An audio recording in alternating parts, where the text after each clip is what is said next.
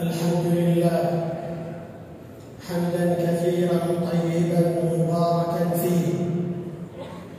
الحمد لله عدد ما في السماء، الحمد لله عدد ما في الأرض، الحمد لله عدد ما بينهما، الحمد لله ملء ما في السماء، الحمد لله ملء ما في الأرض.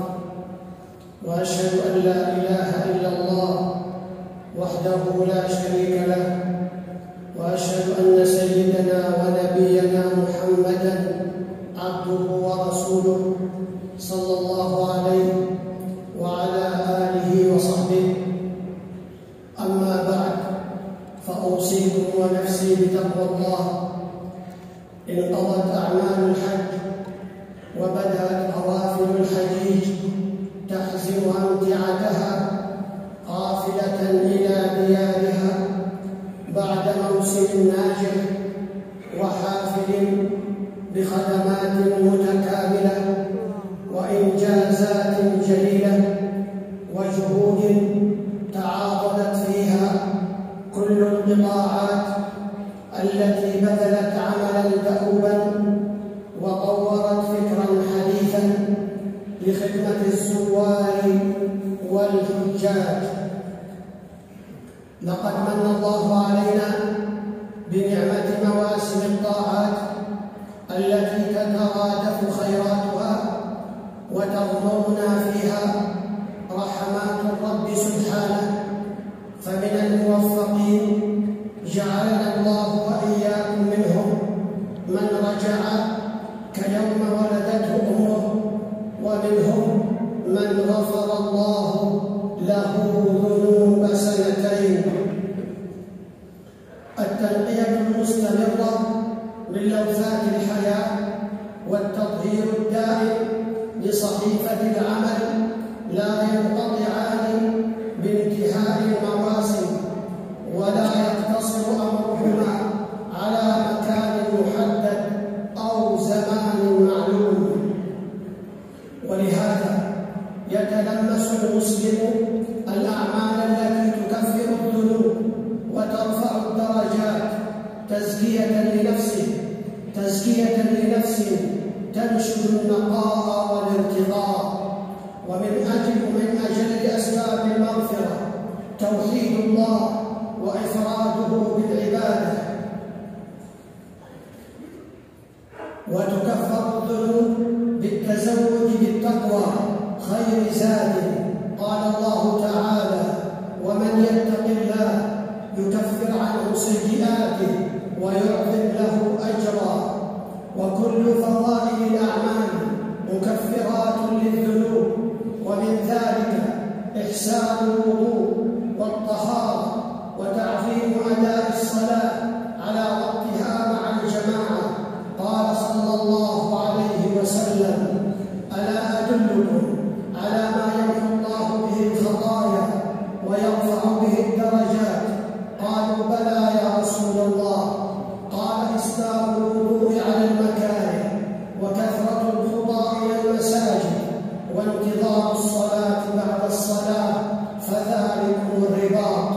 وقال صلى الله عليه وسلم: من تطهر في بيته ثم مشى إلى بيت من بيوت الله ليقضي فريضة من فرائض الله كانت خطوة إحداهما تحط خطيئة والأخرى ترفع درجة. رواه مسلم. وتكفر السيئات وترفع الدرجات بالبذل والإنفاق والصدقة.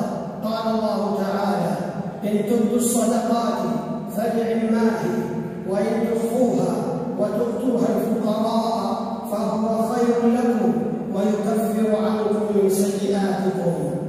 القيام بالأمر بالمعروف والنهي عن المنكر من مكفرات الذنوب ورفعة الدرجات.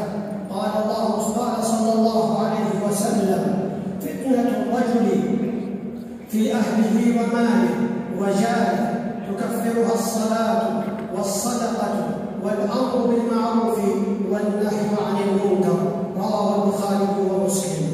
الصدق مع الله ومع النفس والعيش بصدق في الحياة من مكفرات الذنوب.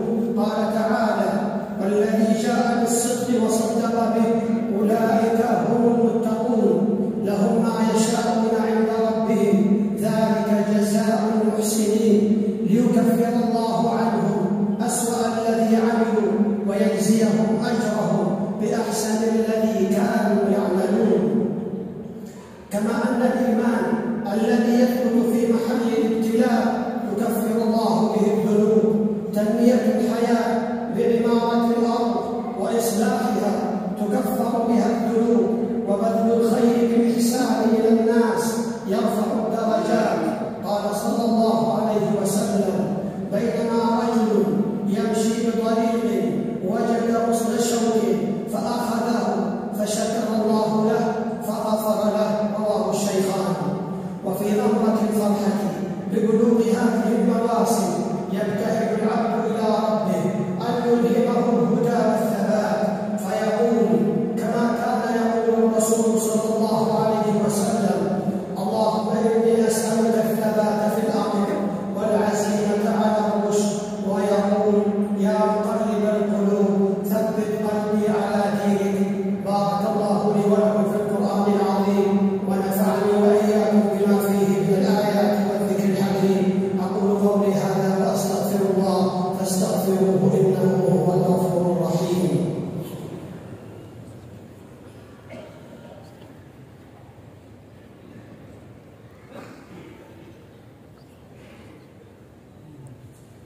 الحمد لله، نعم رضاه الموفقون، وبهداه اهتدى السائرون، واشهد ان لا اله الا الله وحده لا شريك له اقر بذلك المؤمنون، واشهد ان سيدنا ونبينا محمدا عبده ورسوله ينال شفاعته المتبعون صلى الله عليه وعلى اله وصحبه ما ذكره الذاكرون. أما بعد، فأوصيكم ونفسي بتقوى الله. ذكر الله يغلق فيضا غامرا من النفحات، فبكلمات يسيرة في لحظات وجيزة وبنية صادقة تمحى الذنوب وينال المسلم أعلى الدرجات. قال صلى الله عليه وسلم: من قال لا إله إلا الله وحده لا شريك له، له الملك وله الحمد وهو على كل شيء قدير، في يوم 100 مرة كانت له عدل 10 رقاب، وكتبت له 100 حسنة، ومحيت عنه 100 سيئة، وكانت له حفظا من الشيطان يومه ذلك حتى يمسي. ولم يأت أحد بأفضل مما جاء به إلا أحد عمل أكثر من ذلك. رواه البخاري ومسلم. وقال صلى الله عليه وسلم: من قال حين يسمع المؤذن: وأنا أشهد أن لا إله إلا الله وحده لا شريك له وأن محمدا عبده ورسوله، رضيت بالله ربا وبمحمد رسولا وبالإسلام دينا، غفر له ذنبه. رواه مسلم. وقال صلى الله عليه وسلم: من قال سبحان الله وبحمده في يوم 100 مرة حطت خطايا وإن كانت مثل زبد البحر.